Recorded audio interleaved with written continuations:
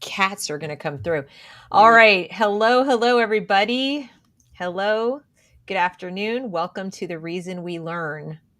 I'm here today with Jae Will. Is that how I should refer to you as Jae Will? Yeah, Jae Okay. Will, Jay, Jae. BlackDad, all of the Jae. above. Yes. So Jae has a YouTube channel, BlackDad, and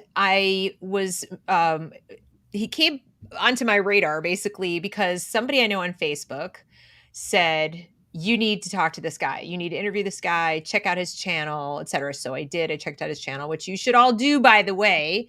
And your channel is, let's, remind us, how do we get there? Is it just, it's Black Yeah, Dad, all one word, right? yeah, it's all one word, BlackDad. YouTube.com. You have to do the /C /, but then it's BlackDad. Okay. Word. So basically, this is the name of the channel. Is just, go there. And you need to subscribe. It's first thing. If you are a homeschooler or curious about homeschooling, he's the guy you want to listen to because he is doing something called unschooling. So I asked him to join me today for two key reasons. One, to talk to us about why he came to homeschooling because he was a classroom teacher in public school. So that's the first important thing to know about Jae Willis. He was a classroom teacher and very committed to it, right? I mean, you were like was like a calling for you to go be a teacher, wasn't it? Yeah, To a yeah. certain degree. I Yeah. was nominated Teacher of the Year my second, third, fourth year teaching. So Right. So we're consecutive. talking Yeah, teacher. I was in it. I was deeply into teaching and absolutely loved it every second. Right. So that's kind of like the first thing is we want your perspective about like how did you make that shift, and then why you decided of the different ways to homeschool, kind of how you decided to go with the unschooling approach. Before I get into that though, I do want to mention just a couple quick things. If you like this kind of content, if you're appreciating this work, please do consider subscribing to this channel, smash that like button. If you know people who'd be interested in homeschooling, unschooling, or the perspective of a teacher who left it, go share this out right now to get them to join us and bring their questions to the comments area. And I also have a locals community at thereasonwelearn.locals.com. And I'm trying to persuade Jay Will to start when he's joined locals, and we're cheerleading for him to create his own community for you unschoolers out there. So keep an eye out. I'm going to succeed. He's going to start when I know I am. So I'm very persuasive. So that's just taking care of the little housekeeping there. But thank you all for being here. So let's dive in. Jay, tell us a little bit about, like I said, you went into teaching. Why'd you go into teaching? And then why'd you leave? What happened? So I went into teaching. You want the short version or long version? Let's go with the. Let me just go with it. All right. So I went We're into here. teaching. We're here. I Go was. for it. I'm going to do the medium version, I guess. Okay. So as a kid, elementary school struggled, middle school, I guess average or okay. High school, I was an honor roll student, right? And I remember sitting in the class, late elementary, in middle school, and even in high school, sitting in the back of the class. I was like the class clown. I was the jokester. I wanted to make everyone laugh, including the teachers. That was my goal, to make everyone laugh. And it's because I always moved a lot. So every year up until high school, I went to a different school. Okay. And so I sat in the back of the class and I was like, man, I could do this. What is this teacher doing? Like, I could do this better than them, right? Why did they say it like that? Or they could have said it this way or done it this way. So I always felt like I could replace them, And so I always had in the back of my mind that I loved the idea. The idea of teaching was attractive. And so I go to college and I realize, oh yeah, teachers make, at the time, I think it was like $30,000 a year, $40,000 a year. I'm like, I'm not doing that. Let's do something, worth my time, because I got to wear these Jordan shoes and, get these, Tom, well, I don't know what was popular back then. Tommy Hilfiger, I think, was popular back then. Right. But so anyways, so I kind of pushed that to the back burner, mainly because of the financial part. But I always loved the idea of teaching. And I realized that I really peaked at it at around a certain age. So that's secondary level. So even as a middle school kid, I was always very teachery-ish I was very helpful. Like I tutored. I was as even a male. I babysat and stuff like that. And I remember I did it in high school and stuff like that. I always gravitated to young people. Right. And so you go into I go into college and I start coaching basketball, and that gives me my fix of being around young people for so long. And so I even coach today. So for 20, I'm 39 now, so I've been coaching for almost 20 years, and but I don't want to do it because of the finances of teaching. So moved to graduate the University of Florida. We moved to DC, Washington DC, and in DC I had a job that let's just say I did well financially, but it was stressful. I was depressed. It was constantly putting out fires. It wasn't it. And I remember coming to my wife. I got married and came to my wife and I told her, hey, I don't think I could keep doing this. Like I can't live my life doing this. This isn't going to work. I know financially, I mean, at that point we just bought this condo. I think it was this nice condo in this nice area of the suburban area. It's called Reston, Virginia, which is right outside of DC. And anybody knows that area. It's like, it's Reston is in Fairfax County, which is one of the richest counties in the United States, right? Reston, Fairfax, Loudoun County, and some counties in California. But anyways, so you go to I go there and I don't like it. I'm even though I'm doing well financially, and I realize I want to do something different. And I put in my head, I was like, maybe I should try teaching. I'm coaching at this point. I was coaching out of high school there, a private school actually. And I said, maybe I should try teaching, actually going into the classroom. So I go through all the processes of doing that. And right around then, my wife says, hey, let's move to South Florida, because her family's from South Florida. She was raised there. I was born here, but I was raised in Georgia. But she, wants to get closer to family, and she's pregnant. So she's like, yeah. I was like, all right, free babysitting. Let's do it. Right. And it's easier to get, this is something interesting. I don't know if your audience will be interested in this, but it's significantly easier to get a teaching certificate in Florida than it is in Virginia. Right. Interesting. All you have to do is basically get someone to hire you. If you get someone to hire you and say, and I'll be frank, I'm a pretty good job interviewer. So if you get somebody to hire you, and you have some, a college degree without a master's or anything like that, or a teaching certificate, you can teach in the classroom. And that's basically what I did, because this is my second career. I've been at this point, I was in my mid 30s at this point, right? So like, I think it was 34 or something. So anyways, so we go to South Florida. I get my, what they call a temporary license. And I interviewed for 2 jobs, 3 jobs. The one, they laughed me out the building because my answers were horrible.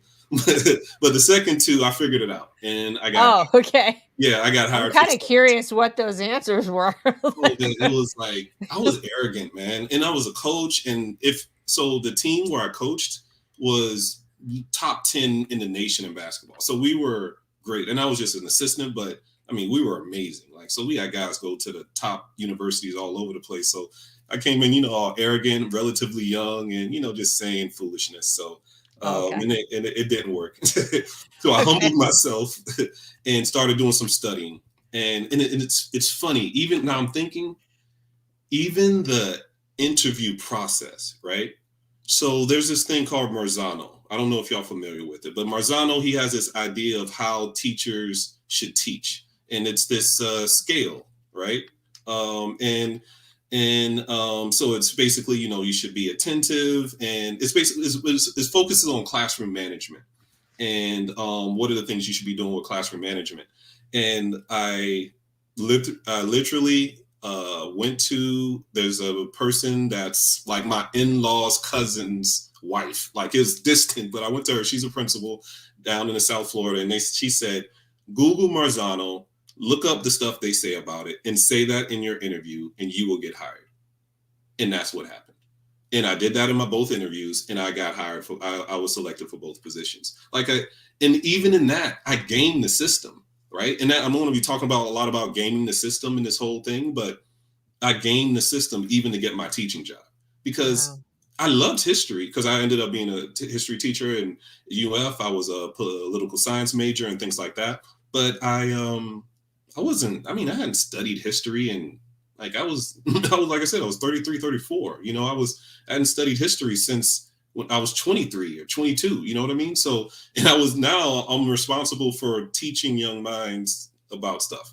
I'll be frank, they got lucky because I'm so passionate about everything I do. So I would study the book or study the content to learn it and things like that, so I could, present it in the most interesting possible way for the class. But I feel like a person who's just, wants to get an opportunity, and then they kind of just, oh, I got this job, they can't fire me because I'm off of my probational period. I feel like that's a flawed way of hiring process, even though I benefited off of that moment.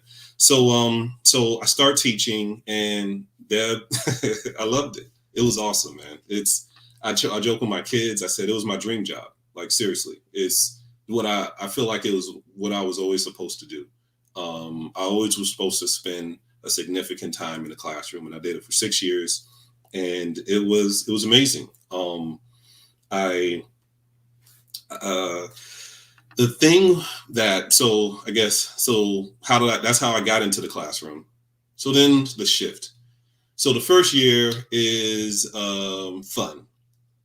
Still to this day, and my kids probably won't ever see this video, but if they ever see it, my first class and my last class were my favorite classes. So when I say class, I'm meaning my the first year that I taught kids and my last year of teaching kids. They're my favorite. And there's this, I guess, this nostalgia with it, but so the kids, they really gravitated to me because I wasn't a teachery teacher. I didn't come from, 5, 6 years of going to school about teaching and things like that, and taking the undergrad classes on teaching and stuff. I took maybe one community college class, and it wasn't about teaching. It was just about history, right? And I loved history, and history was always interesting to me. So they could feel that passion and that energy. And I always think back to my little Jae Will, right?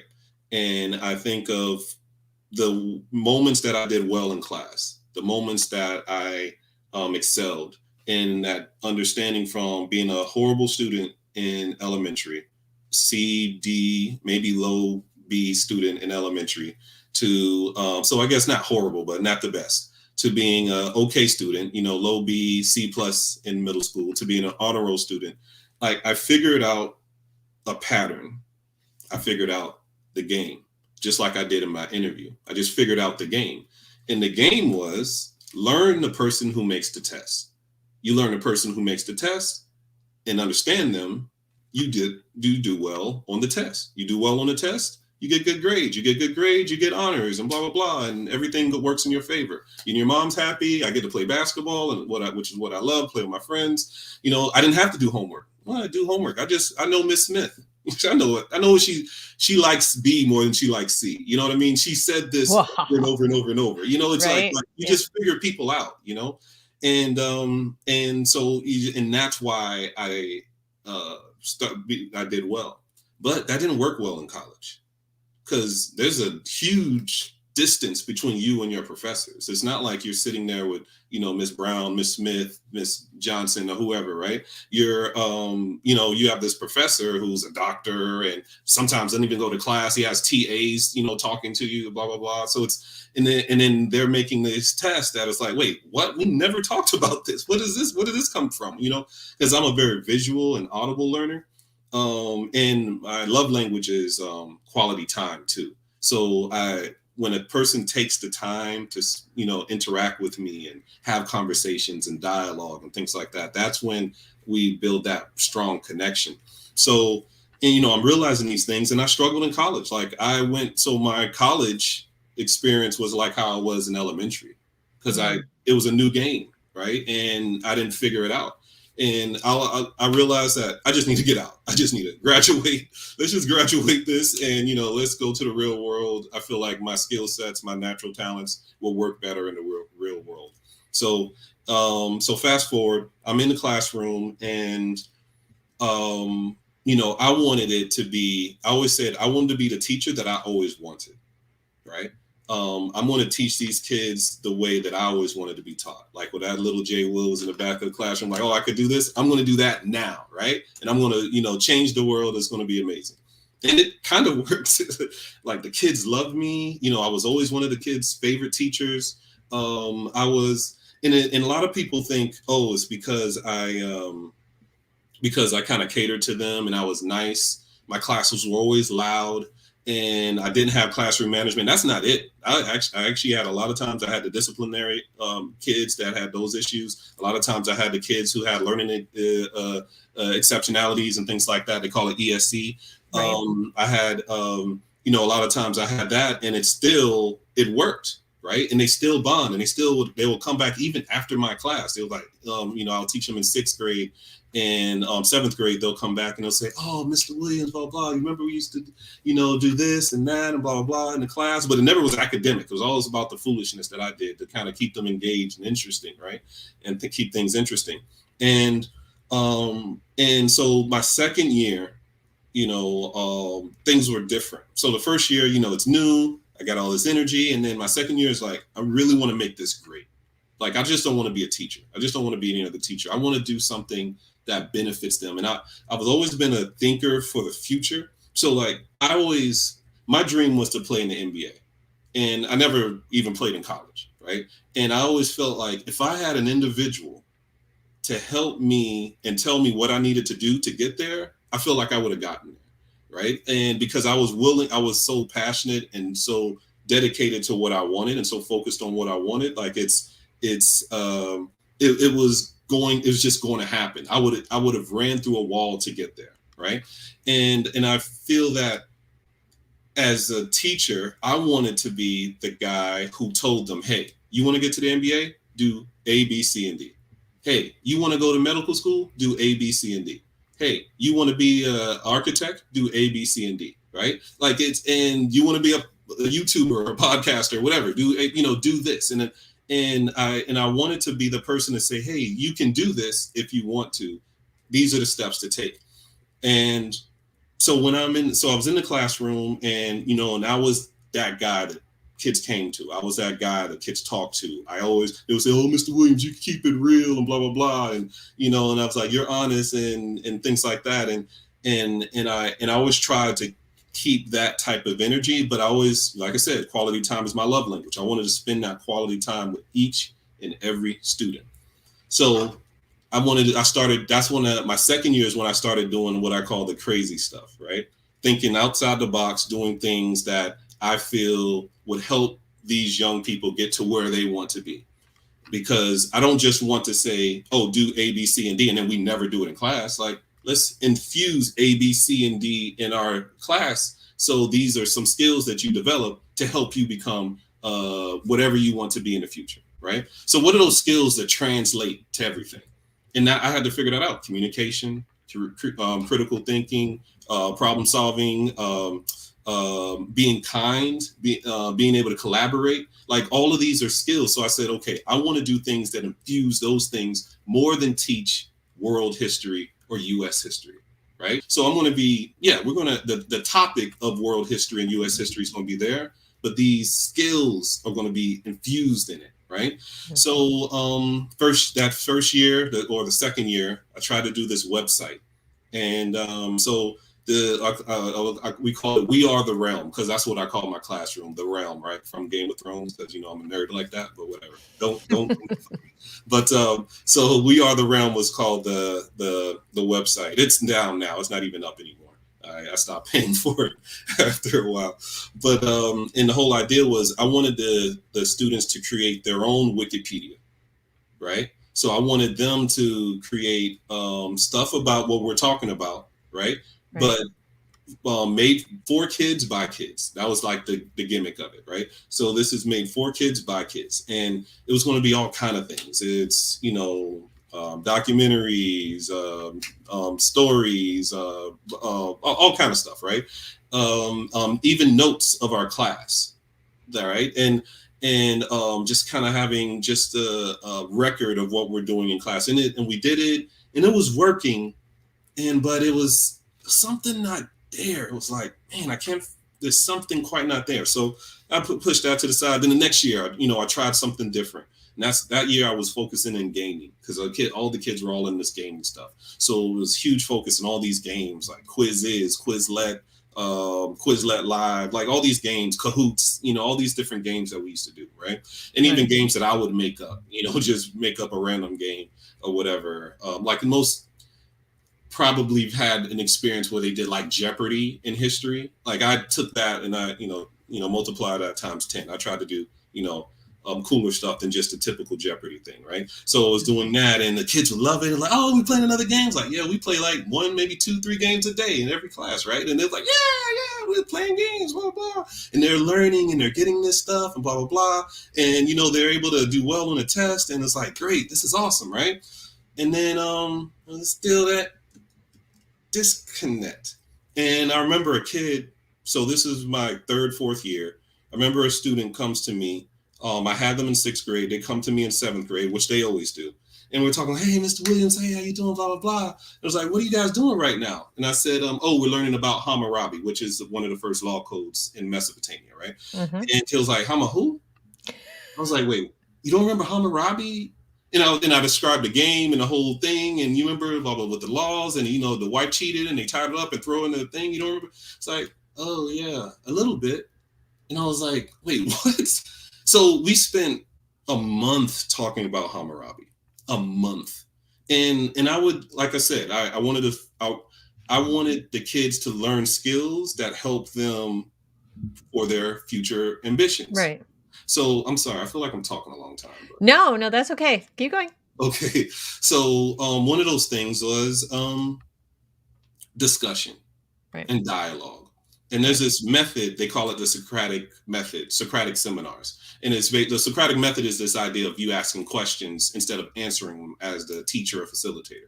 But Socratic seminar is where you're in a circle and you basically have a discussion, an open forum discussion amongst a group. And I'm just another member in the group, but everyone else is talking and they're using some historical text as a reference for this discussion. Right. So we had Hammurabi's code or excerpts of it, and we've read about it, blah, blah, blah. And we have this Socratic seminar and all this kind of stuff. And we, even with that, even with them discussing it, even with them testing on it, even with them writing on it and spending that much time on it. And then a year later, you're like, Hama who? And this was a student. This wasn't, just a struggling kid. This was a kid who's, they, I don't know where they are. Probably, honor roll student in high school or something like that, on their way to go to some Ivy League. Right. That's how bright this student was, and they didn't remember that. They didn't retain that. And from there, that was, I guess you could say, the downward spiral when I realized, there's a flaw with this whole thing. Right. Well, it's what it sounds like is you did a fantastic job with the skill side of teaching and school and so forth. And it is important. The challenge is when you're dealing with sort of high school, right? Or, the grades like K through 12. There's sort of two ways you could go about it, I guess. You can go about it the skill set side, where I'm going to teach you skills that are relevant in the outside world and what you remember from the meat of, like if you have, here's your fork and here's your knife to eat your meal. So are you going to come out of school like an expert in wielding forks and knives, but forgot the meal? The meal was not very memorable, right? Or are you going to remember the flavors and the this and the that and all that about them? But like, maybe you're a little sloppy eater. Or wouldn't it be great to do both, right? Like that would be optimal. That's but the goal.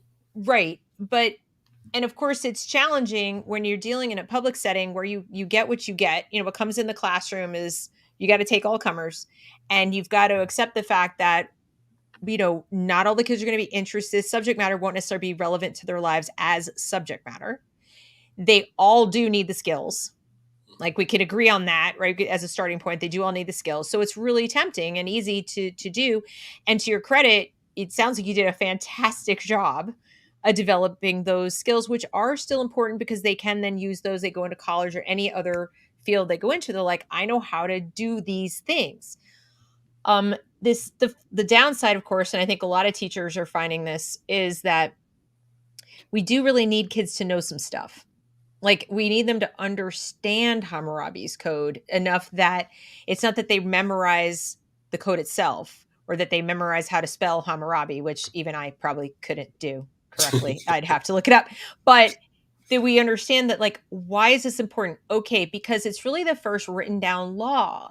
And why is that important? Well, where do we get the concept of law? Where do we get the concept of justice? Where do we get these concepts that we as a civilized Western society rely on? I talked to Frank McCormick last night as a history teacher about this very thing, about teaching ideas, sort of core principles and ideas that we want to pass on to our children, so that someday, if we happen to be sitting with a jury of our peers judging us, they understand why presumptions of innocence is so important, why we have equality under law, like why, what is justice and where does it come from?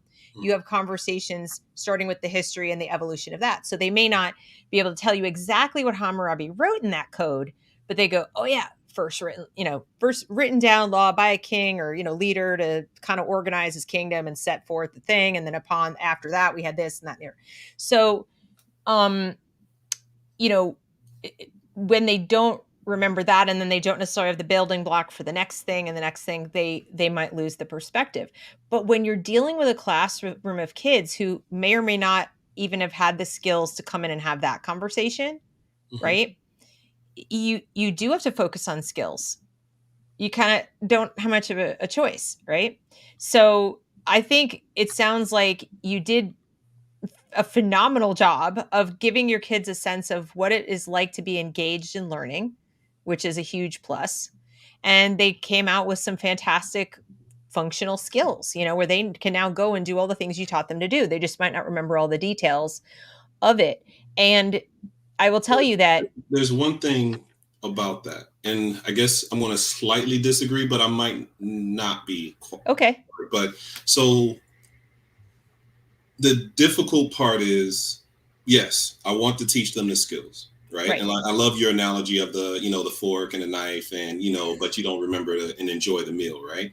So I'm giving them the fork and the knife, and yeah, they know how to wield those properly, right? But I think they remember they enjoyed the meal. They just don't remember, was it beef? Was it chicken? Exactly. Right. Yeah. It was fun. It was delicious. Yeah. And they don't even remember exactly why they enjoyed it. Why did they just know it was awesome, right? Exactly. Like that quote, you don't remember what people say and do, but you remember how they make you feel, kind of thing. Exactly. Yeah. So that's a huge plus, though. Yeah. If they've left your classroom loving learning, understand something. That is still, in today's world and in today's, education setting, that's a huge win. But that's a huge win. That's the thing, though. They didn't leave my classroom loving learning. They left my classroom loving me. And that translated, and I saw it because I would teach 6th graders, and I'll see them in 7th grade, and I'll see them in 8th grade. And when I saw them in 8th grade, I was like, oh, so-and-so, man, oh, blah, blah, blah. It's like, oh, you were such a rock star in 6th grade. And, I know you love history and blah, blah, blah. And they're like, yeah, but you love speech and debate, and that was your thing, and blah blah blah. And it's I forget the name of the speech and debate, the formal one that they have worldwide. I forget the name of it.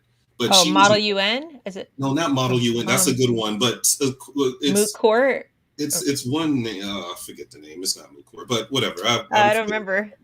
But it's comparable to Model UN, but it's not state. It's basically you're doing speeches, almost like TED Talk for kids and or younger people. But anyways, so I want to say Toastmasters. Wait, say it again. Toastmasters, yeah. So she was involved with that. Okay. And I was like, oh, and involved with it fairly young. So she goes to 8th grade, and I'm a particular student. I'm thinking, and I remember they needed me to cover a speech and debate class. And I covered a speech and debate class, and actually that's not how it was. So in our 8th grade class, we do this thing called History Day or World History Fair, where they make these huge projects that compete nationally. right? And I said, "Oh, this you'll be amazing at this because you've been doing Toastmasters forever, and you've studied this, and you can do a little monologue kind of thing, and you will blow them away, right? Mhm. This is your time to shine where your interest in your learning and your experience all comes together." But by that point, by 8th grade, she was burnt. She was tired. She didn't want it. She didn't want to learn. She didn't want to work on this stuff. She was spent. And Wow. I find so many of my kids, by the time I see, because I taught 6th and 8th, by the time I would see them 8th grade, it was like a totally different child that completely wanted to push away learning. Like they didn't want to be there. They didn't want to be involved with it. And that was the other thing. So like part of the issue was, yeah, I wasn't seeing this connection with the content, but then I also wasn't seeing the long lasting attraction and love developing of learning, which is the whole point where I'm here for. Like I'm here to we that was one of our models, to build lifelong learners that are be the future leaders of tomorrow, right? And we weren't doing that. Like we were the system of school was literally choking that desire and that passion out of them. And that's the part. And the part where I was saying this might be a slight disagreement is I don't think kids need to know about Hammurabi. I think it's a kind of just an arbitrary fact that has no real substance. What kids need to learn about is the idea and the principles behind what Hammurabi was what I was trying to teach them. Oh, yeah. I And totally agree with you there. That's why I said, like, I can't even spell the name, but, exactly. like, you say the name and it jogs the memory, and I at least know kind of the progression of the development of law and Yeah. justice and things like that, which feed right into our own system, which, of course, we want the students to understand because, it's kinda hard to really it's hard to protect your own rights if you don't know what they are, right?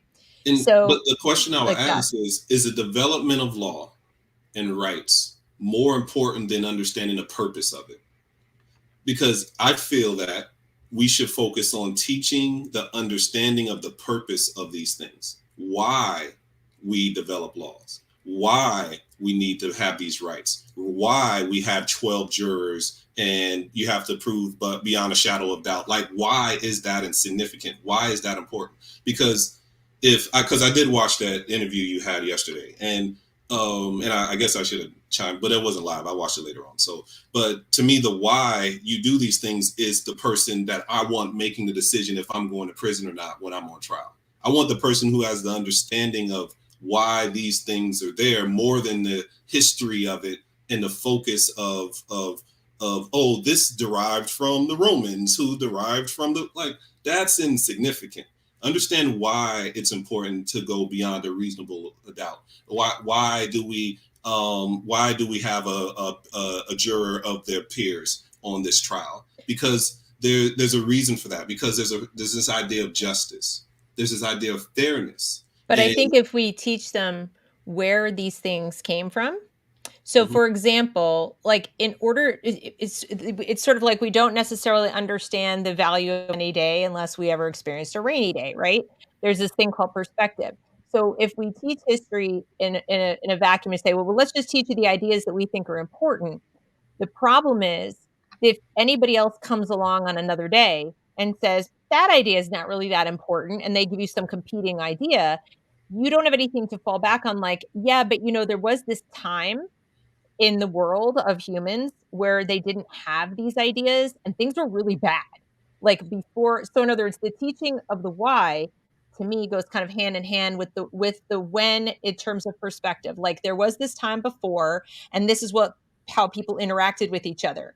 And they didn't have justice like we do. And this is how disputes were settled by force of arms. Okay. Like who had the bigger spear? Like that's who won.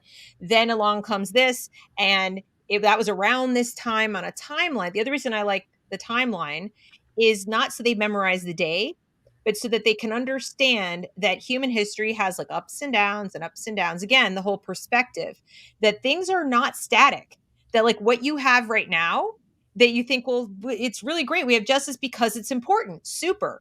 But it's equally important to know that it wasn't always there and it can go away again. So because it was here, it was not here, it was here, it was not here, it was here, it was not here. Then when they kind of visualize that, they realize it's fragile. They realize that if I don't understand the when and the why, like kind of to get the why it happened then I might be vulnerable to having it taken from me, or I won't be able to preserve it, or I won't be able to appreciate it fully and take advantage of it, whatever it is, whatever idea you're trying to get across. And so I agree with you.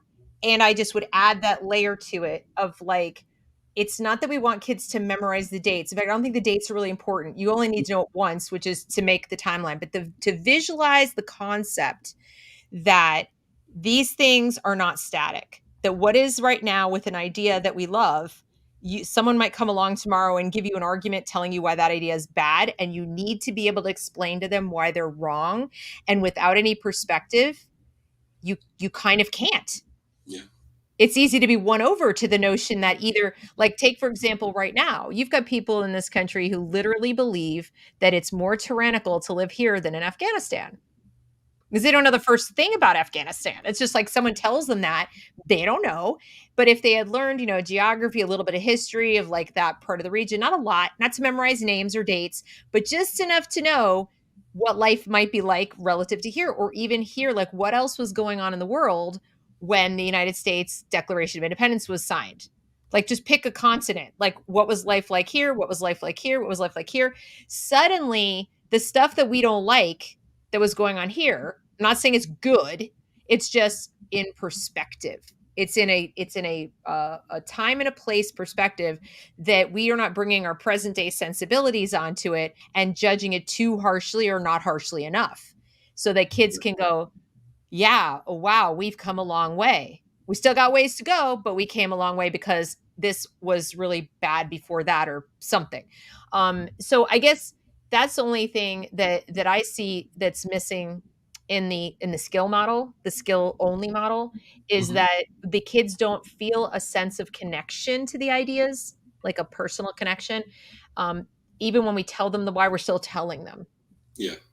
And that's a big thing, the sense of connection. So for example, we brought up, the legal justice system, right? Right, That's right. an example, right? Just because that's something that resonated with me with the last interview you did, right? Yeah. So every child understands the legal justice system at its core level, because what do little kids say all the time? That's not fair. Like Exactly. little kids, oh, that's not fair. You know what I mean? Like older kids, Right. like that's how's that fair, mom? Like, how's that fair, dad? Like, do you know what fairness is, right? And so, like, and this is why I unschool versus homeschool, because the focus to me is them understanding the principle of that, so they can have that interest and attachment to the lesson of it. So if I'm just saying, oh, today we're going to learn about Hammurabi, you don't care about Hammurabi. Nothing in your life has to do with law and judgment and blah blah blah blah blah. But if you just had this kid at the playground, take your remote control car and blah blah blah, and use it for 5 minutes longer than you thought was reasonable, right? And then you come to me and say, hey, it's not fair. This kid is playing with my toy more than me. And it's like, okay, let's talk about fairness now. When you actually have a connection to something, right? I feel like that will resonate more with a 5, 6, 7, 8-year-old more than when we try to teach it to a 12, 13, 14-year-old that has no real attachment to the lesson.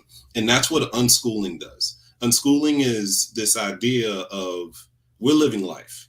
In life, all the lessons and all the principles and all the things that we're going to need to survive is going to show itself naturally. There is nothing natural about the classroom. Yeah. Absolutely, it is completely unnatural, right? And we're expecting natural results from an unnatural source. It makes no sense. But with unschooling, which I don't like the name, by the way, but let's go with the common name of the Right, name. right, right. But with unschooling, you try to follow as close to a natural flow and pace of learning, and you, in the interest of the learner, right? The learner being interested in Hammurabi, or interested in justice on the playground, or interested in actually wanting to be a lawyer and defend the rights of the wrongly accused, whatever it is. If you teach them in that setting, they retain that information so much more, and Yeah. it's so much more meaningful to them. And they learn the nuance of it as well. It's not just I'm learning math. Oh, I'm learning Hammurabi. It's like you learn the universal principles that come in connection with it. And that's the reason why one of the reasons why I even chose to unschool or to remove my kids from school and leave this classroom myself. So when you so let me see if I've got it correct. So you felt like there was just the classroom was an unnatural place to learn, that what you wanted your own children to learn as far as real life. That real connection, the why, the just a fuller understanding and commitment to their own learning and not feeling like, somebody else had to motivate them and inspire them, but they would be directing their own. Am I getting it right? Kind of Yeah, like, and yeah. it's so much more. But yes, Yeah. Okay. everything you Okay. said, It's like on the absolutely right. surface. On the But surface. it's so much more too. Like, Okay. so the unnatural thing is, I guess that label I more recently kind of understood, but I always just felt like something was wrong, like something's off, and I always go with my gut feeling. And I just felt like, yeah, something's off, something's wrong here. This isn't right. And the thing that I guess the big thing, the first initial push was it's inefficient. Just how inefficient schooling was. We spend so much time, so many days in the classroom focusing on these items and this content, these standards, and they forget it in 3 months. Like this scientific evidence shows, yeah, in 3 months they forgot it already. In 3 years, it's completely gone. Even the highest level learner has completely forgotten it in 3 years, right? Right. And so Very it's true. and I remember we went to this is how weird and hypocritical school is, right? So they have us go to these trainings, these teacher trainings, because you have to have so many professional training hours every year, right? So we go Exactly. to this teaching training, and in the training, so it's a full of our whole school system, right? So it's like literally 1,000 teachers in there, right? And the facilitator is talking about how, yeah, when you teach your class, you want to break things down because there's only but so much anyone can learn at a certain time, and you need to spend so much time with it, right?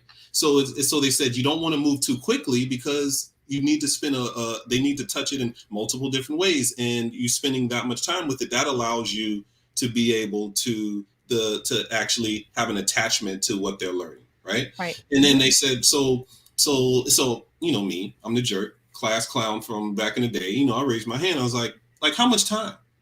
Like, let's be practical. Like, how much time are you talking? Then they said, yeah, anywhere a couple months. Couple months? If I'm lucky, I can spend a couple weeks on a topic. We have hundreds of standards. Hundreds. Like we have like 120 standards in certain classes. How are we supposed to be teaching them these things every year when it's not natural? Like, nobody can keep up with that pace and retain the information at the same time. Right. And then, me, the whole Mr. Jerk asking questions, going back to the why again. Why do we force this hectic pace? Why are we forcing our kids to be on this rat wheel of learning? Right. That's that's not very efficient. Like, do you trust? My wife talks about all the time. She's like, man, I don't want people to vote. Because I know people are pushing voters. Why do I want people to vote? They're idiots. Do we really trust our future with these idiots? Like, that's how and I kind of agree with her to a certain degree. I was like, yeah, you sound like Hamilton. That's how Hamilton thought, right? He was like, yeah, we should be relying more on the best of the best to make decisions more than the common people, because common people aren't smart enough, right? And it's like, so we've been going through this we've been going through this public school system forever. It's not producing the best results. It's not producing these amazing scholars and these amazing thinkers that are going to go throughout history. Like, that's not the reason the few that we have, it doesn't come from our schooling system. It comes from other situations and scenarios and environments that they've been introduced to. Like you mentioned to me, like your grandfather, like if you don't have your grandfather, we don't get Deb Philman. You know what I mean? Like that. Those kind of people are the reasons why we get to the places we are. And I feel like when you're in a homeschool environment or an unschool environment, you have more interaction with those critical individuals that potentially allow you to be the best versions of yourselves. I would agree. And it's interesting you mentioned my grandfather, but I was thinking about it after our last conversation. Um, for those of you who don't know, like Jay and I had a long conversation before this interview, so that's why we might throw stuff in. But I was kind of a sickly child. I was born with a birth defect that needed to be surgically repaired when I was about 5. But even before I was 5, I was in and out of the hospital for various tests and all kinds of things. So I didn't have exactly like the most normal 0 to 5, running around. I couldn't run and play because of my lungs being crushed. So I couldn't, like, I would be out of breath, just going up the stairs. So I would say 90% of my interaction was with other adults from just 0 to 5. And these were doctors, nurses, other kinds of paraprofessionals, people like that. People I would see to and from, if we took a taxi or we rode in a bus or, just like, if we stopped off at a diner, on the way, because we didn't live like right near the hospital. So I remembered, I was thinking about, like, I had a huge number of interactions in my first 5 years of life with life, Hmm. with just people doing a variety of like really important things. It didn't make me want to be a doctor or nurse per se, but I definitely was out in the world in a way, and in a kind of a serious way too, if you think about it, with people that I'm grateful for, if that sounds right. Like, I mean, I could have died 17 times, but I'm actually like really grateful that I had that experience, because I think it made me more observant. I think I was definitely, it's something I can see in in general in homeschool kids, but unschool kids in particular. I think because you are more in the world, not just on it. You're out living life, like you said. You're like really doing life. You develop a keen sense of observation of other people. You develop a sense of observation about the world. I had a better sense of direction than like anybody in my family. My grandparents would come to visit and they'd ask me for directions. 6 years old, 7 years old, they'd be like, "Where do we turn?" "Over there." Because I had been in the car and I'd gone places that I just paid attention. And I think they seem like small things, but they actually end up being pretty big things over time. Yeah. That then you're, a 12-year-old who's super independent. I taught myself to cook at 10. I taught myself, like, I got the cookbook down, I'm like opening up the cookbook, like, oh, I need a pan, I need this stuff. And I think these are the kinds of things that when you're doing what you're doing for your kids, they'll have all these opportunities because they're not like in a room following some directions or here are the 5 things you get to do today. And that's it. Like, in this building, in this room, with only these people who are all the same age as you, and you may or may not have anything in commom with them. Like, Yeah. that's it. So, But it's just funny you mentioned. they call that socialization, though. That's the thing that homeschoolers miss, is that socialization, forcing them in a place with people they probably don't like, doing stuff that they probably don't want to do, Well, and when with people, all their same age, and one adult, and that adult is only in an authoritative position, not in a position of love and nurture and care, and where you want to voluntarily go to them and learn and talk to them and just listen to them and talk right. talking. Like, that's what learning is. Like, you taught yourself how to cook. Kids teach themselves how to walk. You cannot tell a kid, even a kid who's on the spectrum, they're going to learn how to walk. You know what I mean? It's they're going to learn how to talk. They learn how to, like, there's so many kids who speak multiple languages. Like my niece, she doesn't now, but her first language was Spanish, right? Because her nannies, who she was always around, were Spanish. Just not kids are natural learners. Right. And that's the part where we're going to get to this question later, but so I'm going to, I guess, tease it a little bit, but that's the part where if we're going to make a real shift, we have to get this idea of trusting the learner. Oh, yeah. The children naturally have the ability to learn, just like you naturally taught yourself without a culinary class or whatever, because you teach yourself stuff. You want to learn based off of an interest, based off of need, things like that, and or attraction to it. And instead of us focusing on teaching what we think they need to know, I think if we just allow them to kind of learn through living and learn through natural means, all of this stuff will come together. The academics of it will come together, because at some point you're going to want to learn how to read whatever, the Harry Potter book, right? At some point you're going to want to learn how to do math so you can make your cake or whatever. You're going to want to learn how to do these academic skills that we as adults are expecting, and even beyond that, right? So the reason why unschooling, and let's just go into it. So unschooling for me isn't just an education process or educational method. Unschooling for me is being an engaged parent. It's more parenting more than anything. It's like, what is the child that you want to raise, right? So if you want to be an unschooler, right, whether you don't or not, if you're interested in this idea of unschooler, the focus is it's going to make you and your children become closer and tighter. You're going to have more of a love, a more respect, and more of an understanding. And that's what unschooling is. So you can be in a classroom and be an unschooler, because it's about the parent-child relationship. It's like, I'm going to not force you to learn anything, because I know and trust that you're going to be a dynamically beautiful individual you are destined to be naturally, if I'm just there to help facilitate and show and introduce you to the different aspects that the world has to offer. Right. And the kids too, what I noticed with my kids when they were little is they will also tend to let you know how they need you to present the information. So there were some things I could just turn my kids loose and they would just do. They would teach themselves, etc. Then there were other things that they would say, well, I'm really, mommy, tell us more about this or whatever. And it was above their reading level, let's say. So I would sit and I would read to them about the thing that they were interested in. Would be like nonfiction, be like whatever it was, music or, art or something, or a couple cases, some history. They wanted to know about like ancient Egypt because they saw something on TV about the pyramids or something like that. And they're like, what's that all about? So I'm like, well, let's read about it. So, it might at some time look a little schooly, depending on what you decide to do or how the kids ask you to present the material. But it's still led by the kids. It's still basically guided by what they have an interest in, have the attention span for, and then in some cases, my kids got tired of waiting for me to get to the next level of whatever we were doing. They just take the book.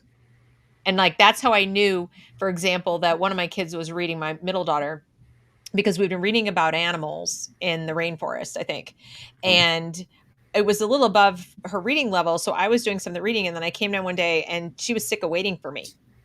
So she just got the book and started making herself go through and push through it, because she learned to read through phonics. So she was kind of just sounding out the words because she was so committed to get, it's like, you're slow. And it's like, I need to go faster. Yeah, so, yeah. so, but I'm sure if someone had dropped in the day before and seen me sitting there reading them, they might have said, well, I thought this was unschool. And I think people have an impression of it as your kid's running wild.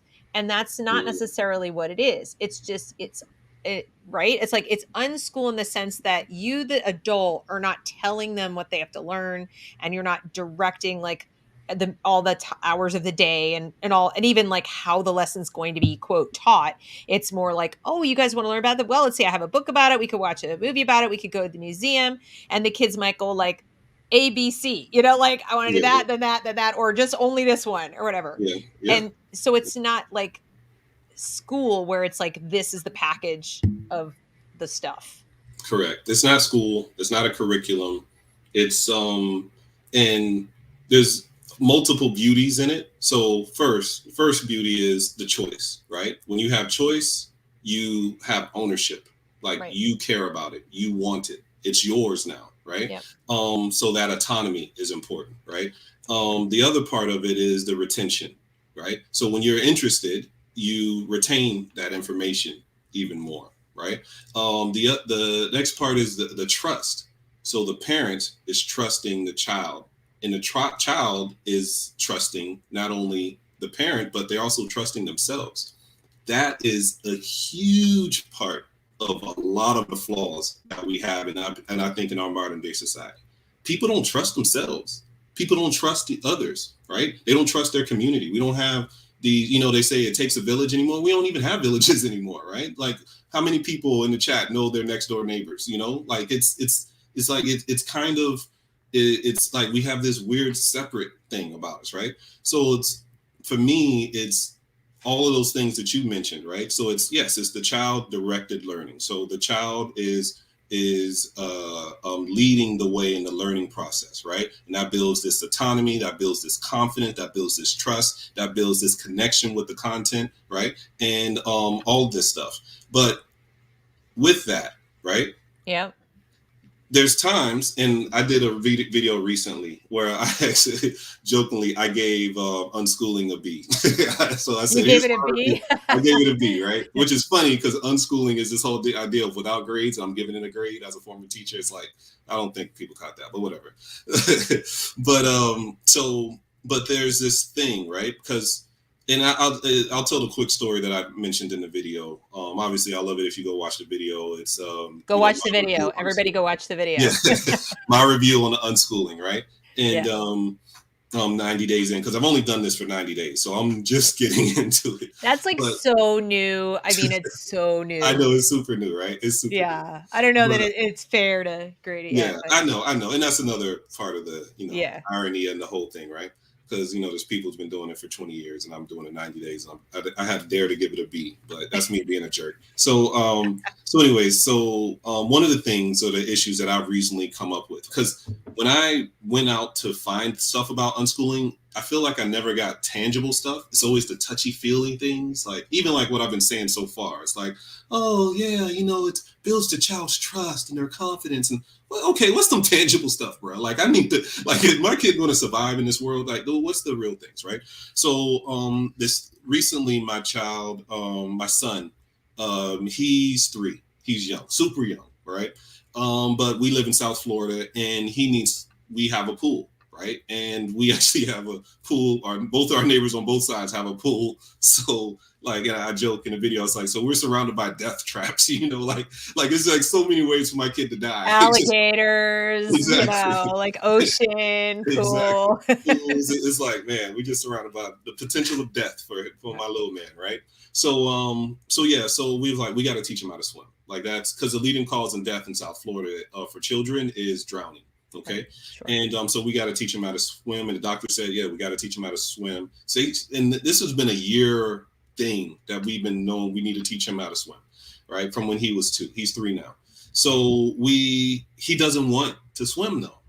He hates it. And my son, if you ever met my son, he's the most stubborn in his own way. The thing has to be his way, from his shoes. Like, I can't pick his clothes. He won't even allow me to pick his. No, daddy, I don't want that. I don't want that. Like, I want this. I want the dinosaur shirt. I want the ice cream shirt. Like, you can't pick anything for him. I'm like, all right, bro, as long as you got clothes on, you're not running around naked, I'm good. Just pick what you want to pick, right? What if you don't, I don't mean to interrupt you, but, and maybe somebody already told you about this, but rather than teach him how to swim, teach him to survive. What I mean by that is what I did with my kids, and I went to this program, they showed me how to do it.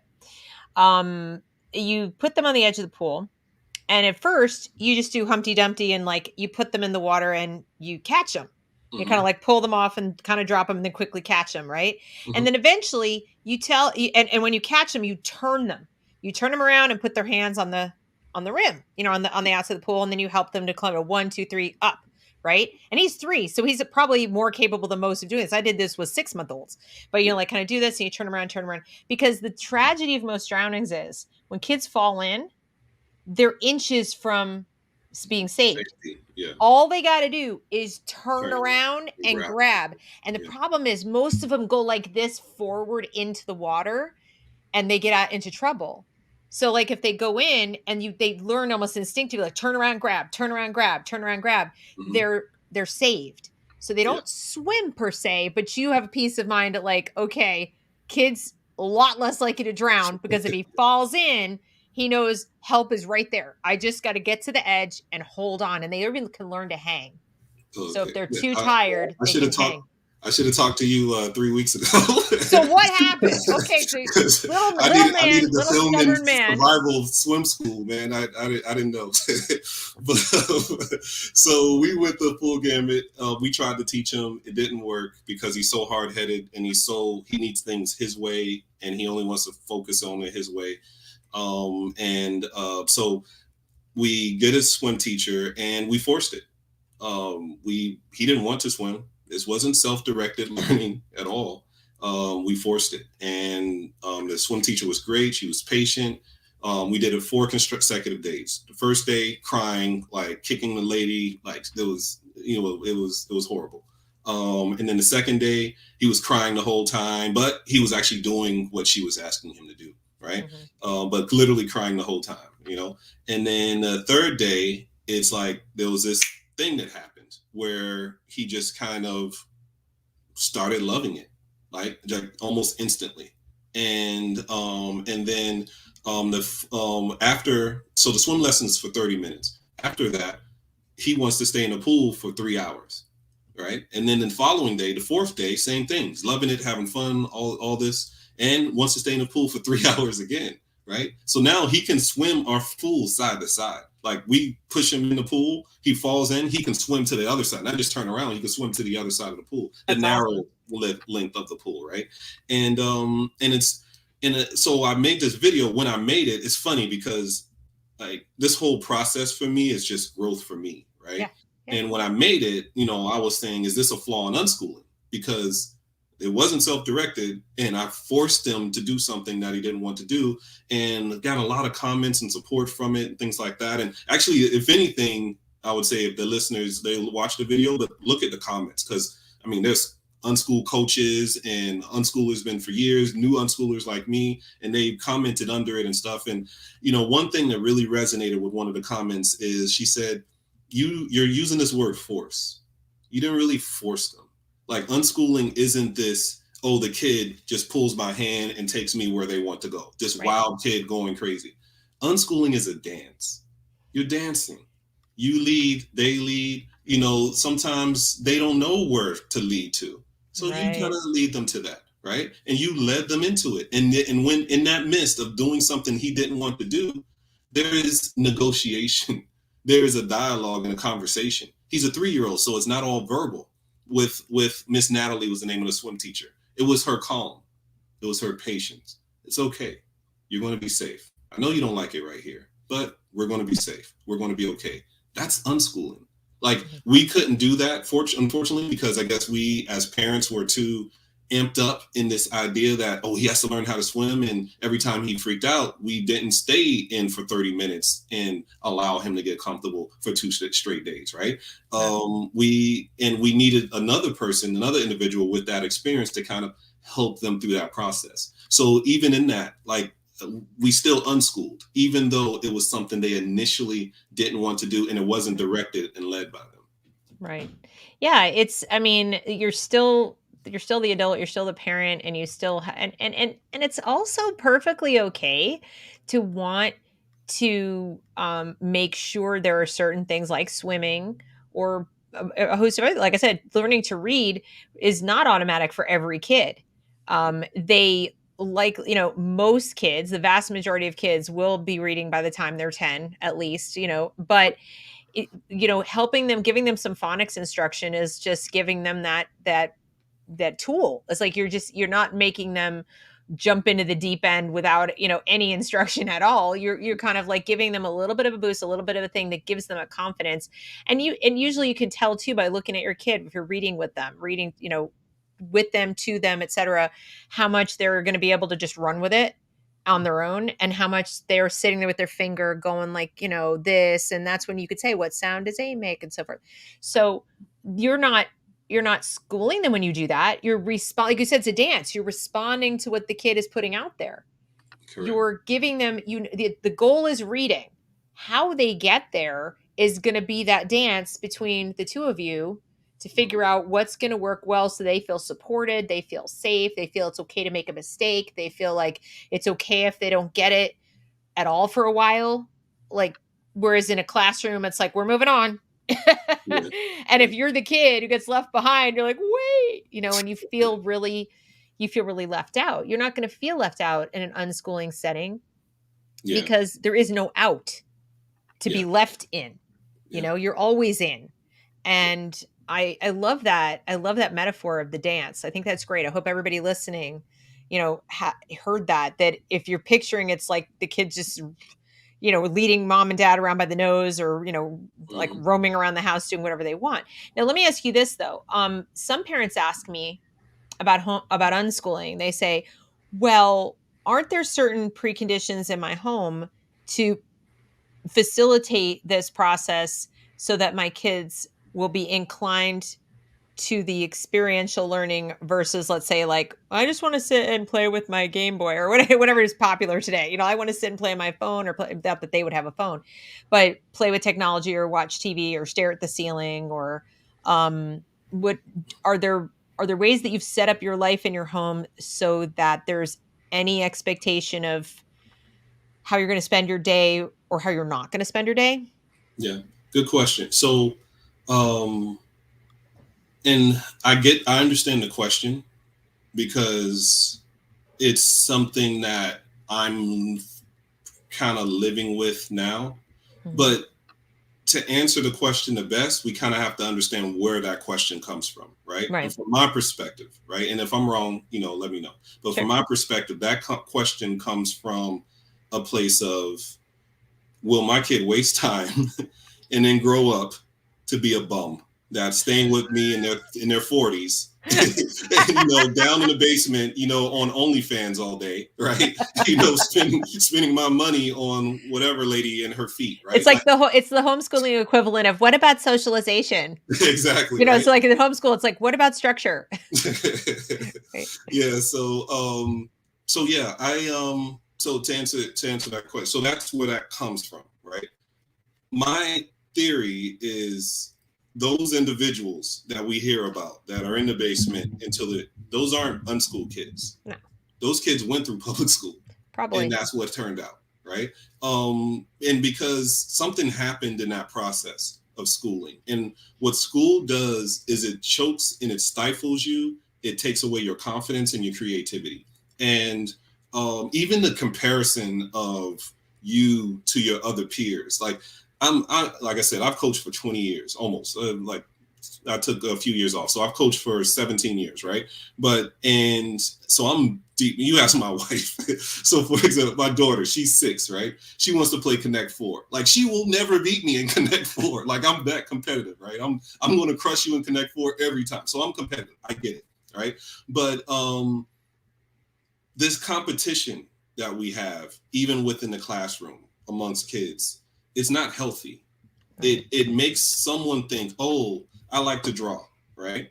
And then they look next to them and the person's drawing like, oh shoot, this is like the Mona Lisa, To them, it's like, well, I don't like drawing anymore. Like why? Because theirs looks better from Right. your perspective or a teacher's perspective. Instead of but you enjoyed it. What if you continue doing it? What skill would you have developed in that process, right? So Mhm. and so to go back to your question is, we're as parents, we have to stop living through our own fears and insecurities because we've been schooled. Most of us has been schooled, and we have this idea that our child isn't going to be as good as the next door neighbors because they are teaching their kid to read and when they're 3 years old or 4 years old versus my kid who I'm allowing to be more self-directed only learns when they're 9, right? Right. It's like, what's that arbitrary number doesn't mean anything. What's significant, though, significant is that when they're 9 and they finally do learn it, do they have a love for it now?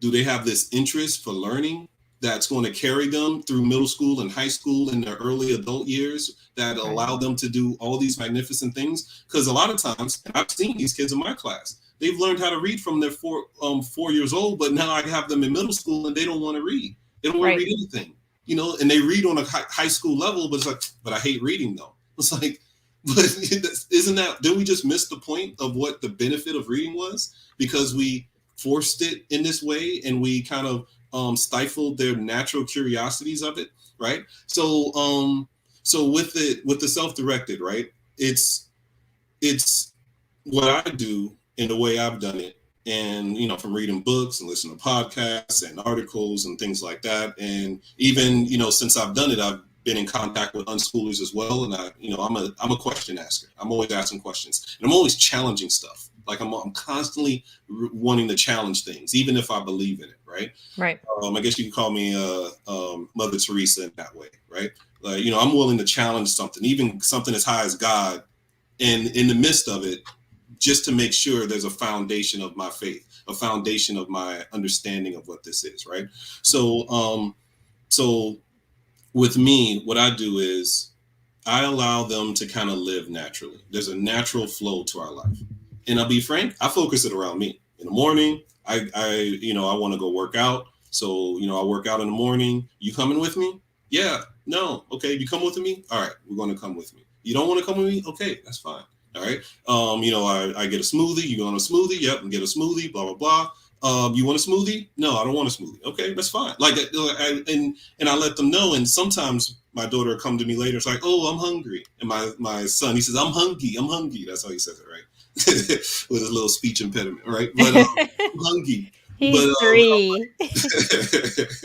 yeah. And then and so I tell him, and I said, I was like, well, I made breakfast earlier, and you made a choice of not. You didn't want the smoothie. You made a choice of not making it. So you can now figure out on your own how you're going to feed yourself, right? Mm-hmm. And so it's the understanding, like in our household, we have to live with a certain level of harmony, right? Yeah. And I'm going to and with a 3-year-old, maybe it's a little unfair to a certain extent, but they get it, they understand, because I'll let them know. It's like, yeah, I'm getting food right now. I would suggest you get food because I'm not getting food an hour from now.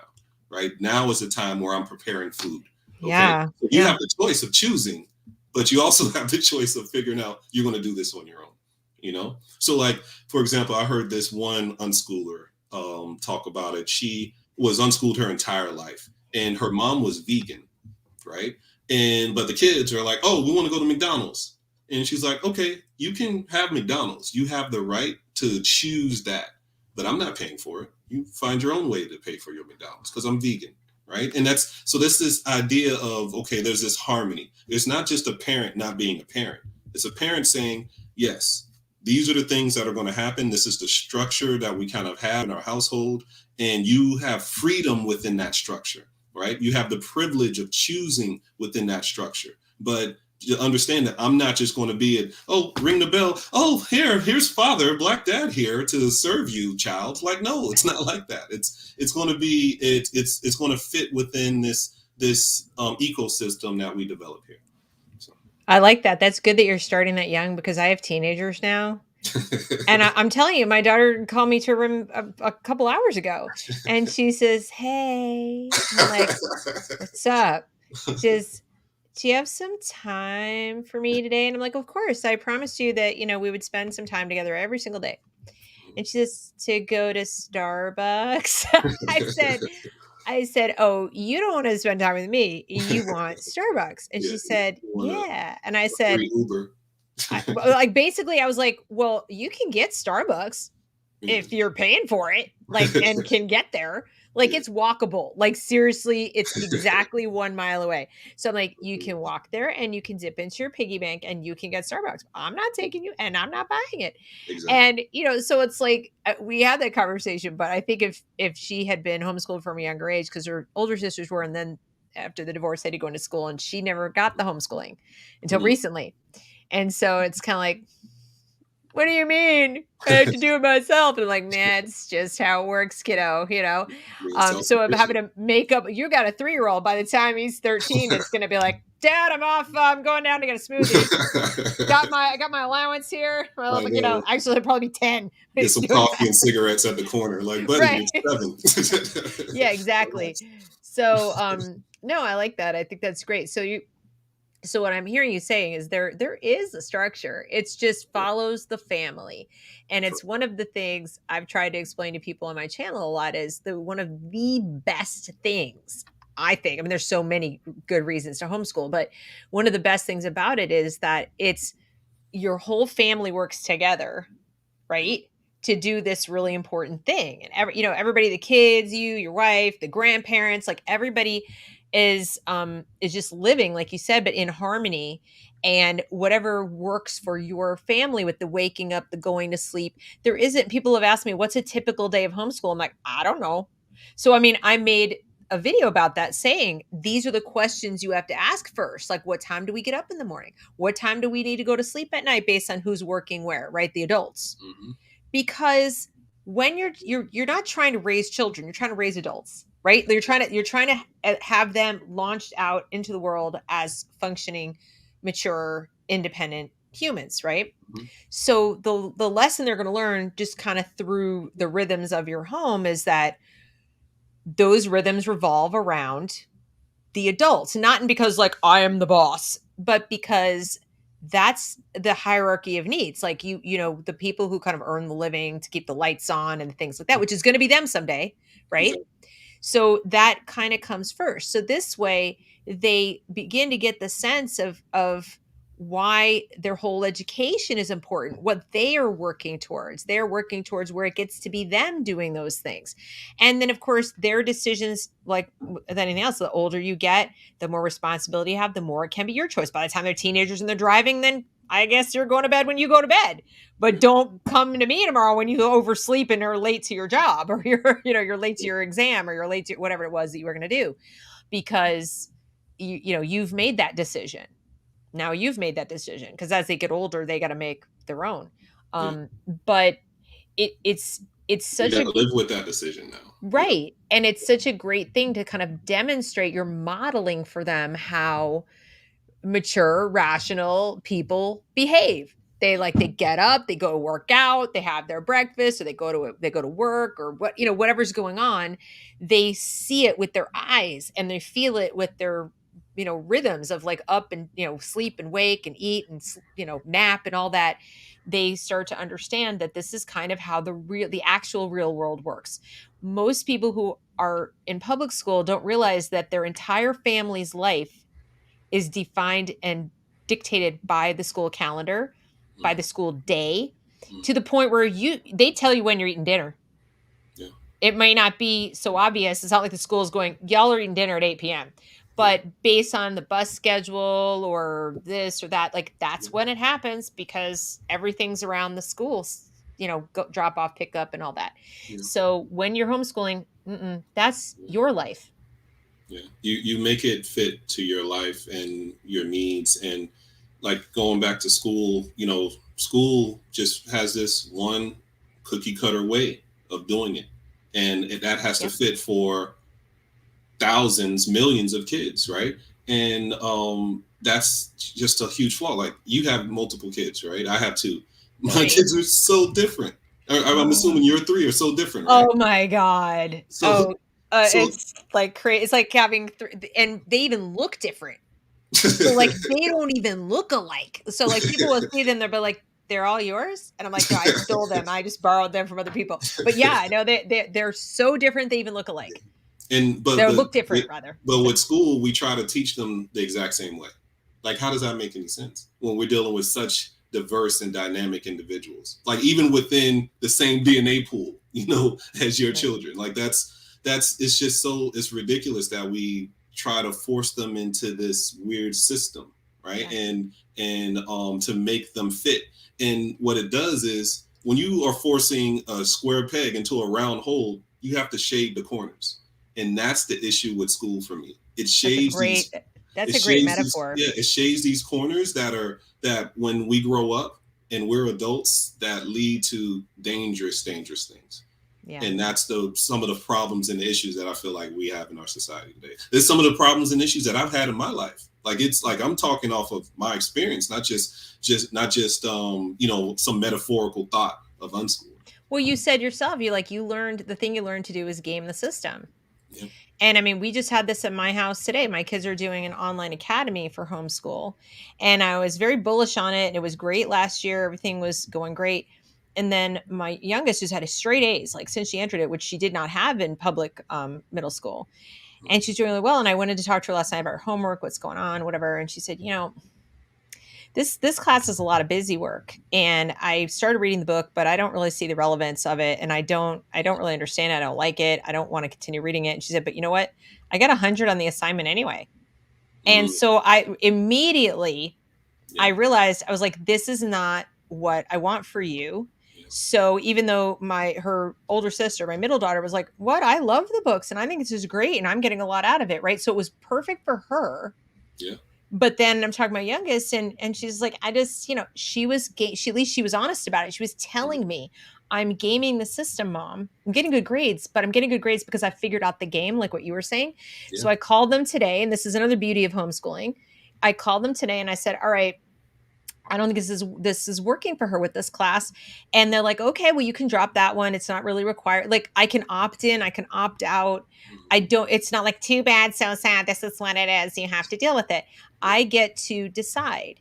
And so I don't want her wasting her whole year yeah, doing something where she doesn't see the relevance and she's phoning it in because she can. yeah, That's a waste of everyone's time, and then of course the money for the class. So, even when you're homeschooling, you still have to dial in to what your kids are doing and make sure that it is something they're going to get something out of. yeah, Like you were saying, like if that's your gift is like reading the room, figuring it out. Like, what do I yeah, got to do? Right. yeah, It's a plus and a minus. The plus is obviously you were able to get through it and do really well, whatever, get to college and all that. The downside is you may now think back. I kind of did a similar thing, by the way. So, and then I thought back in my later years and like, what did I miss? Like, yeah, what did I miss out on? How much of my life was wasted yeah, sitting in a classroom, not learning substance? Like, so much of what I've learned of substance, I learned after school was over. Like I was out of school, even out of college. And I think I'd done the student dance so well. I was like, I'm a good student, know how to get the A's, know how to do the whole thing. No, I was nice like, moves there. Nice moves there. well, I was a rock star at it. I was like really good at getting the A's, honor roll, all this kind of stuff. But then I graduated and I was like, what do I know exactly? Exactly. So What a was that lot again? of a lot of what I know, I taught myself since then. Yeah. Like read books on my own that I, like you said, that I was interested in, that I was passionate about. I love history. So like devouring all these history books. I'd say about 85% of the history I know I learned as an adult, Mm, post college, yeah. because I just took it upon myself to read it. Now imagine if I'd had the time as a teenager, not doing a class that someone else thought like what I had to learn. You just say, okay, so your history class is what's interesting about history to you. Go read the books. Just go do it. Yeah. I would have done that in a heartbeat. I didn't have the opportunity. I Yeah. was, like you said, square Yeah. peg, round hole, figured out how to shave the corners myself. Yeah. But, Yeah. I kind of And felt a little ripped off. yeah, so much. It's such a waste. It's wasted time. Like on the front side, like your daughter, like she would have had to waste a year, Yeah, and you wasted time in you're not able to follow your interest and devour those history books or whatever history content that you have. It's just such a waste on so much. it is. And I and really I think, that's there'll be good days, there'll be bad days, there'll be days where, something doesn't work out. Like, whatever plan you had, even the thing the kid was interested in.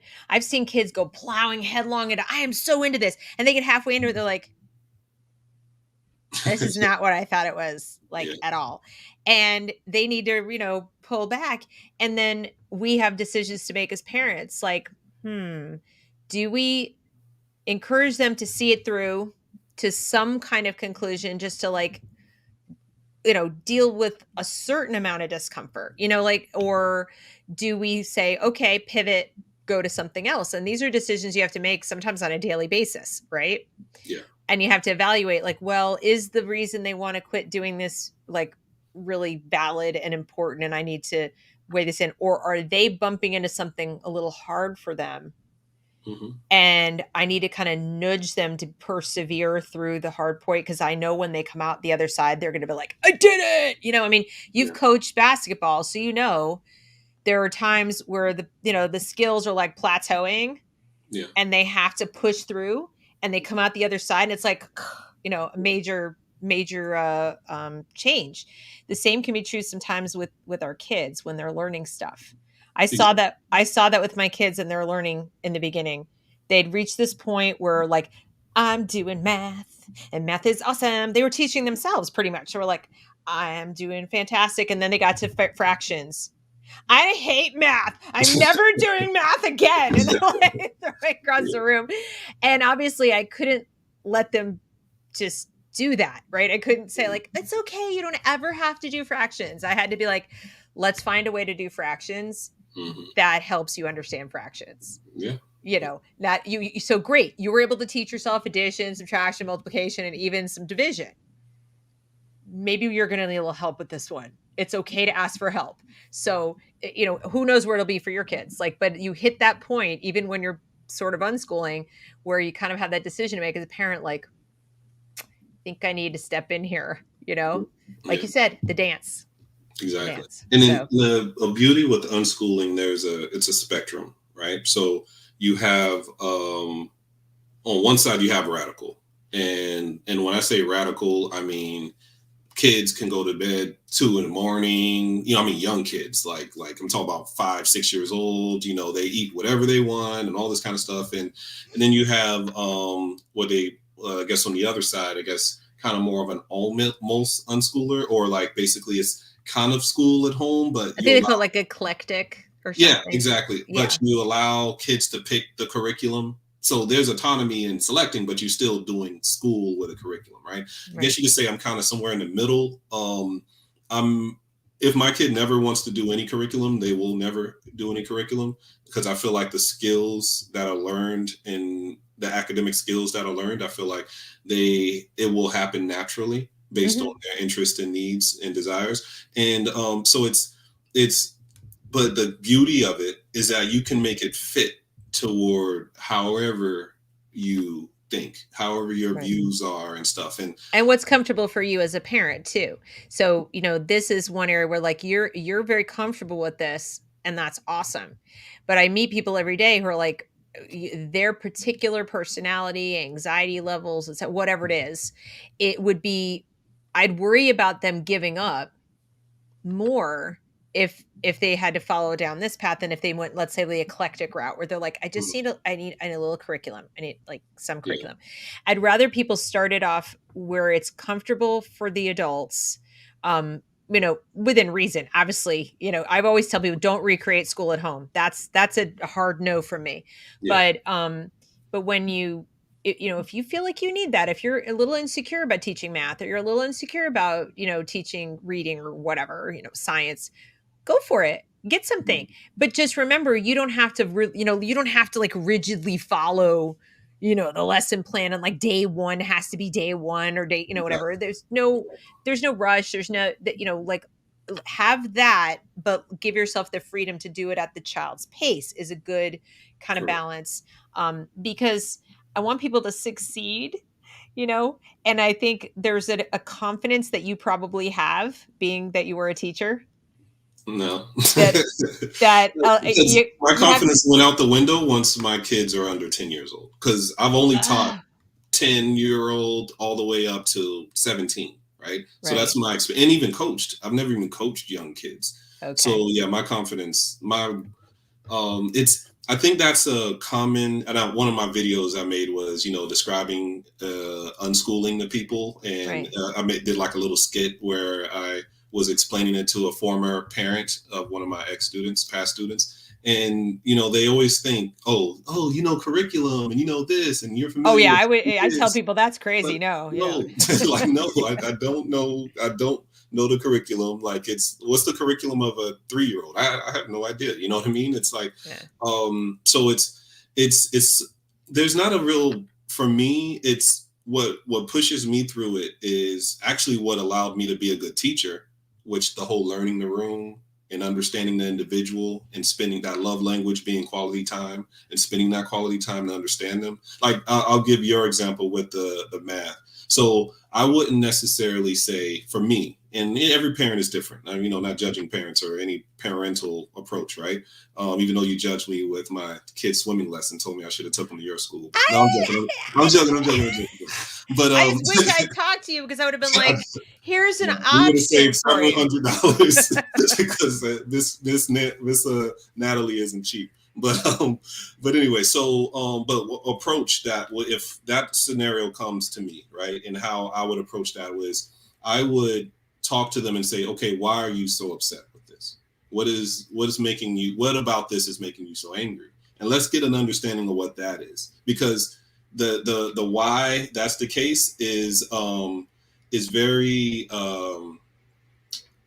is very significant to the learning process and to the maturing process, like, because I want my children to understand themselves more than anything, more than any curriculum, more than any topic or subject. I want them to learn themselves and how them in their full diversity capacity. It's because that's the person who grows up, the adult who understands themselves fully with that kind of confidence and that kind of trust in themselves.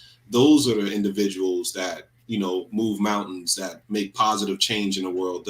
Those are the individuals, whether you're the president or you are picking flowers all day. Like, those are the individuals that do amazing things and have those lasting impacts on everybody around them, right? Yeah.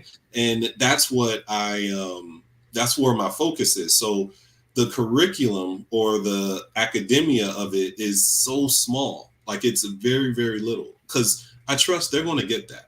Just like they learned how to walk, just like they learned how to talk, even though my son says hungry instead of hungry, like, just like they learn those things, like, they're going to, they'll be okay, because what I understand or what I believe is that they're going to follow their interest into a place that takes them to that level of academia, to wanting to learn those fractions, to wanting to learn how to read at that level, because they don't want to wait on mom anymore. You know what I mean? They don't want to wait on dad anymore to help them with it. They want man, I want to figure this out on my own, right? I want to be able to do this. So that's the whole idea of the concept about it. Yeah. Oh, I think it's great, and the 3-year-olds say stuff like that, so that's pretty normal. But I think it's a really good point, because a lot of people, I mean, people have even said to me, "Oh, you used to teach; it must be easy for you." And I'm like, "No," because it was probably it felt a little more natural to me doing the lower grades, because I taught first grade primarily in the classroom, but I actually prefer. In my heart of hearts, I prefer to teach middle school. So the amount of time I taught middle school, I actually really liked it. Yeah. So, because it's a rough time for kids, and I think, the opportunities for connection are, really, they're really important. And it's really important to have teachers who care about that. So, I've been happy to have my kids home during some of middle school anyway. And I did go in and volunteer when they were in a public middle school, and I taught a class there, and I enjoyed it because it was challenging, because it was hard. I like the age group, but yeah, whatever you did in the classroom doesn't really translate to the homeschool arena, especially the unschool arena, because it is so different. The only thing I was thinking is that you might have the confidence of, I'll figure it out, because based on your personal experience, because you described an experience where you didn't go to teacher college, right? Yeah. So you didn't really have education classes. When you went into the public setting, as structured as it is, you figured it out. You defined it for, yourself. So you have that experience behind you to say, like, I know I can adapt, and I know I can do this because I've adapted to different situations before. And they're your kids too, so you have a lot more wiggle room as far as trying different things, see what works, see what doesn't work for each individual child too, because you have two, right? Girl and a boy. Yep. Yeah, so they're gonna, because they're different people, and because they're they've got all kinds of differences, you'll probably end up doing things in different ways just because of that too. So correct. You did your video where you kind of evaluated it 90 days in.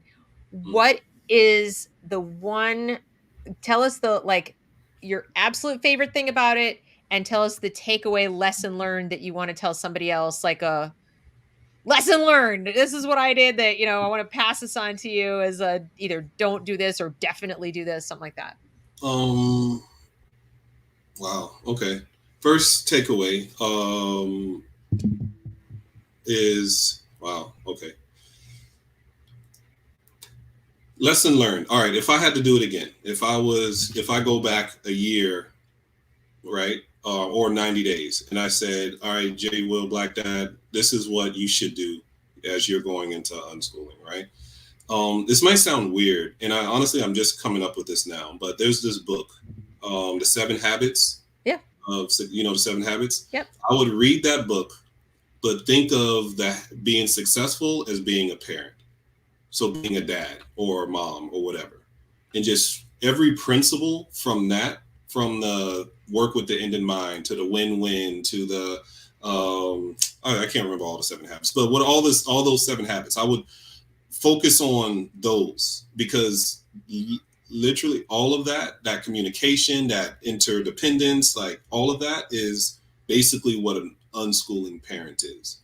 And to be the best version of an unschooled parent or a successful one, the seven habits of successful people, right, is to do those seven habits, in my opinion. So that would be the one takeaway I would say. Because if you because when I read it initially, when I first read it a couple years ago, it was from this perspective as I wanted to be an entrepreneur because I knew I needed to start making a shift away from education. I kind of started to feel, it was writing on the tea leaves, right?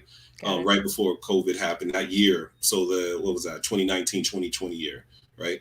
And I read it with that mindset, but now I kind of look back at it and I kind of skimmed through it again, like thumbing through it. I was like, wow, like these principles and these ideas that he talked about are really key in unschooling. So that's one. And what was the other thing you said? It was two things. So then the other one was like, what's your absolute favorite thing Oh, about unschooling? Yeah, the closeness of the kids, how we've like really connected and bonded. Because I've always liked kids, and obviously I've loved my kids, but I also like my kids now too. You know what I mean? So it's not just and I see them, and that's the thing. We have so much fear that they're going to grow up to be this horrible person. It's like it's almost impossible because they're around me. How can you be horrible? Because you're around. How bad could it get? Yeah, exactly, right. But seriously, like they're around me, and like when things that I don't like happen, we talk about it, and I explain why I don't like these things, and right. and there's an adjustment to it. There's a growth from that, and I feel there's and it's intentional because as a parent, but the lesson isn't so much on, and I've said this a few times, isn't so much on the academics. The lesson is on the principles that I want them to understand of young people. And right. There's one thing I had these notes that I thought about some things I wanted to say is like, who we better want to teach our children principles other than us? Like, do we really want the system of a school to teach our kids principles? Like, seriously, is that who you want those core principles to come from? It's like we are the people that we want those core principles to come, whatever those principles are, right? Like it should come from us, and exactly. That's, to me, that's when your child will become the individual, the amazing individual that they're destined to be, when they get those core principles from their family, which is something that's happened historically for thousands of years. Yeah, the whole the factory school model is actually really new. It's really young. And it's funny. It's like it's both really young and new, and also I think been around long enough for us to have seen like whether it works. So in other words, I think it's been the concept has been tested and found wanting, in my personal opinion. And I think for the vast majority of kids, obviously you'll always have the little percentage of kids who are like, what? I think it was fine. Like they sailed through, they learned stuff, they had a good experience, they made a bunch of friends, got out, they're like, yeah, go public school. But that percentage, I think, has been getting smaller and smaller with each passing year. And why do people constantly assume like it's like the people play the lottery? Oh yeah, I'm going to be that person. Yeah. the odds are not in your favor, because the system is set up in a way like you described. It's cookie cutter, it's one size fits all. It's the adults are leading the kids. It works exactly as designed. That's what Yeah. it's designed to do. Yeah. But if that's not what, as you point out in the 7 habits, if that's not your goal, if that's not what you're working towards, if you're working on a different project, then you're in the wrong place. And that's what I've noticed. I've talked to so many people in the past year, and it's almost like they just didn't think about it. I'll say to parents in a video, I'll say, like, okay, what was it that you thought when you had your child and you're there holding your baby and you're looking down at your baby, like, what did you hope for them when they were 18? It's like, what were you envisioning? Because you're lying if you didn't have it wouldn't be super specific. We're like, they're going to be happy, healthy, adult, mature, like ready to go. Mom, Dad, you were awesome. I got an apartment. I got a job, and I'll see you next weekend. Right. I mean, that's like everybody's parental dream. Right. Mm-hmm. So, like, were you looking down and going, oh, I hope you're an anxiety-ridden 13-year-old who kicks and screams and has a stomach ache and doesn't want to get on the bus every day? Like, I don't think that was the project you were working on. No, not at all. So, if that wasn't, then how do you get to here? Like, what is the plan for here? And so that's kind of, I like that you said 7 habits. I think that's a great suggestion. I'm going to add that to my list of recommendations. So thank you very much for that. Yeah. All right. We've been talking. We could probably go on all day, but I want to let you go because you have been so generous with your time for us. Once again, everybody, if you came in late and you aren't familiar with Jae's YouTube channel, it's called BlackDad. It's one word. Just go up to YouTube, like right above me here, and type in BlackDad. Go there, hit the subscribe, and then you will get you'll get the videos. The ones I think, definitely watch the one about why he quit teaching. And then the most recent one you did was your 90 days in, like, evaluation. But it's great content there. You definitely need to check it out. And I'm convincing him to start a Twitter just so that we can all follow him and find out what's going on. Yeah. I've warned him not to hashtag so he won't get all kinds of crazy people. And no, for real. And then you're gonna cancel that. Cancel that. And you're gonna start a locals community, right? Yeah. Okay, good. Because then I can refer all the homeschool, the homeschool parents who come to me who are very interested in unschooling. And I mean, let's face it, like, some are, some aren't. But the people who are, I'm going to be like, you got to go over here. Because then you can build a community of other unschoolers, which is awesome, because then you can share, your thoughts, ideas, provide moral support, all that cool stuff. Exactly. So it's kind of like a subpopulation of homeschoolers. But anyway, thank you again. Thanks everybody for coming and joining us today in this conversation, and check out BlackDad's channel. All right. Yeah, check me out. Yep. Thanks, you guys.